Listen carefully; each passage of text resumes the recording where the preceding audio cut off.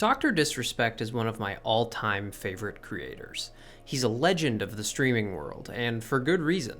When it comes to sheer production value, or making even the most mundane things entertaining, Doc is second to none. His persona also has a lot to do with his stream's success. See, unlike most streamers, when you're watching Joe Schmo Watch Mojo come home from his 9 to 5 to unwind with some relaxing Call of Duty Warzone, Doc's streams are more theatrical and performative. The character of Dr. Disrespect is built on unshakable confidence and instant mastery of every game he touches, which is why it was so frustrating to see him play Elden Ring in the lowest effort, lowest skill way possible. But let's start from the beginning. 2 years ago, Doc decided to hop on the hype train and play Elden Ring, only to quit on the final boss and return just last night at the time of recording. And I couldn't have been more excited. One of my favorite creators with one of my favorite games felt like a slam dunk. I was especially excited about seeing Doc go on the Souls journey, and this is really at the core of what led to Doc's unsatisfying playthrough of Elden Ring. The Souls journey, and the beauty of FromSoft games in general, is about using brutal difficulty to challenge your preconceived notions about video games, especially modern ones. In the console era, there has been a push to make games easier and more accessible to a wider audience, both to boost sales and create experiences that offer more content with less repetition compared to their arcade counterparts. This has led to an assumption from most experienced gamers that their existing skill set will be enough to get them through anything with minimal resistance. And if there does happen to be resistance, modern game design has also conditioned players to seek solutions that artificially decrease difficulty through things like powerful builds, difficulty modes, and skill trees, rather than improving their own proficiency at the game. Then the Souls games came along, and it all came crashing down.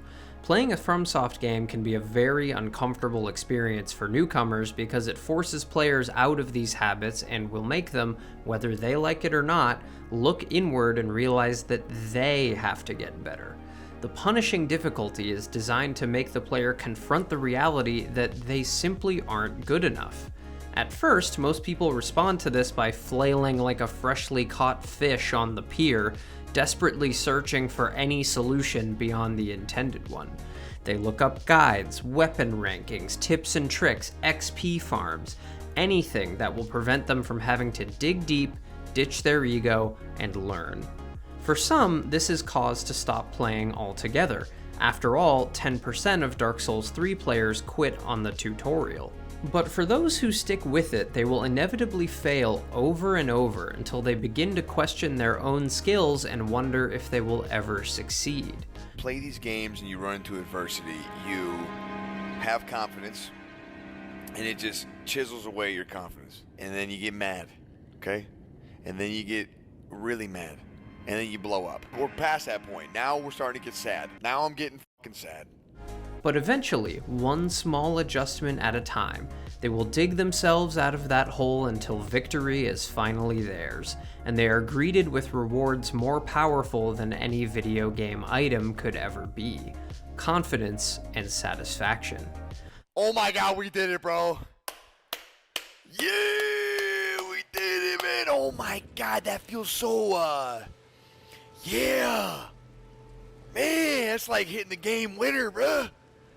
Wow! This process is the essence of the Souls journey, and the realization that failure is not a precursor to defeat, but rather a stepping stone on the path to success, is a beautiful microcosm for the challenges we face in everyday life.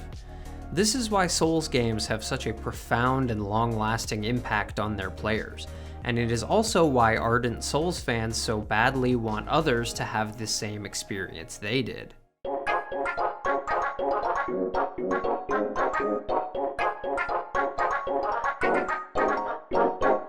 But we're not talking about a Souls game, are we? We're talking about Elden Ring, and don't get me wrong, I love Elden Ring. It's probably my favorite game, but there were design decisions that were made to support Elden Ring's non-linear framework that make it the easiest FromSoft game in terms of avoiding the Souls journey. In Elden Ring, that knee-jerk reaction to look for an external solution becomes viable again.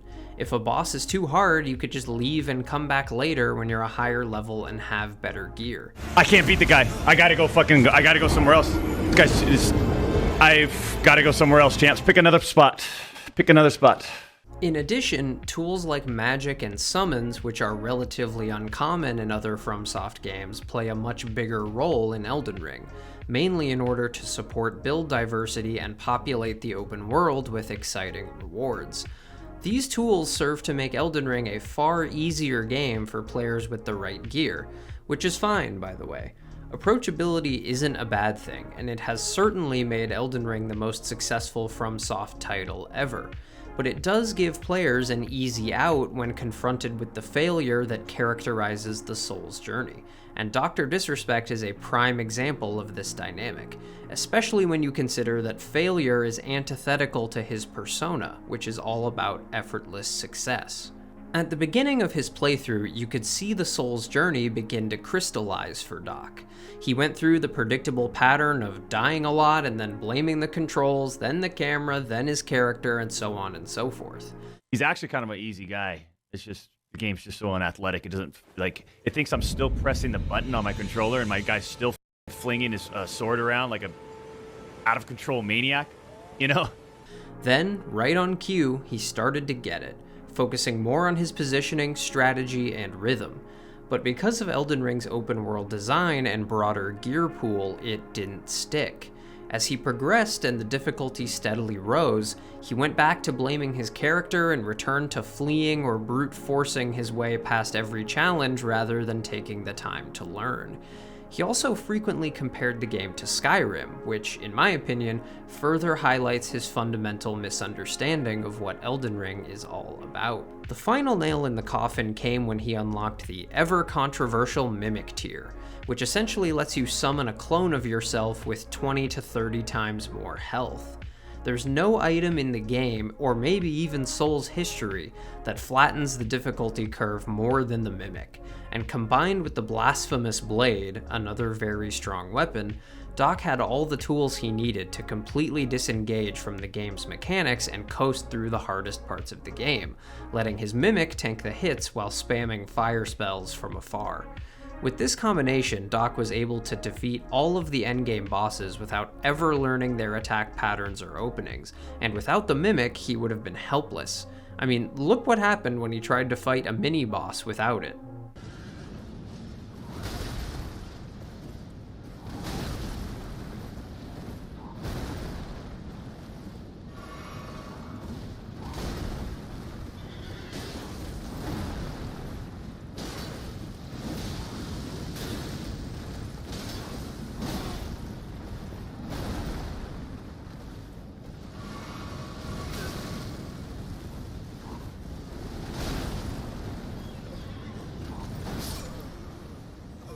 At this point, you may be wondering, who cares? Those items are in the game after all, why not use them? Those are valid questions, but to me the tragedy of it is that Doc didn't get to experience the expertly crafted combat design and instead took an approach that deprived him of the joy that comes with mastering it. He clearly appreciates the game from a visual standpoint, which makes sense given his game industry experience as a map designer. Another frame. They do such a good job on it. It's just everywhere. You know, you turn this corner, look at this, boom. That's pretty sick. He never got to see the combat at its most elegant though, and you can tell from his reactions to beating the late game bosses that even he feels like something is off about what he's doing, even going so far as to defend himself from his chat when he spammed Melania to death. My brother. It's not my fault, champ. I'm sorry. This is Dedalian. I mean, this is I finally met. This is his level. I don't know what else to say. If you want to see the difference in the quality of the experience here, just take a look at the difference between his reaction to beating the ancient Zamor hero one-on-one compared to Melania with the Mimic tier. Absolute perfect start. Absolute perfect. Boom! Let's go! Woo! That was perfect. Oh, come on, man.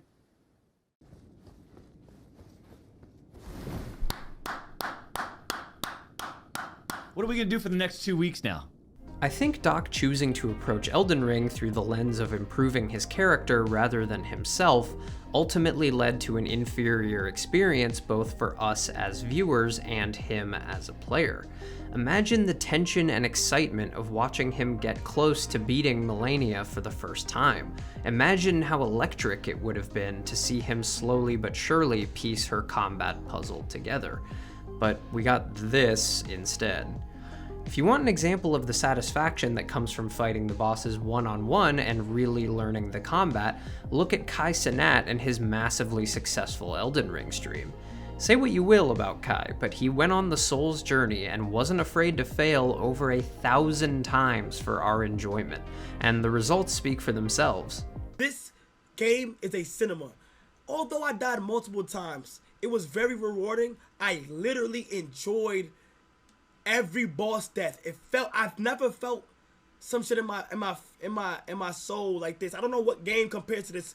Absolute cinema, 10 out of 10 across the board. This is my favorite game that I've ever played for a marathon on stream, and that's facts.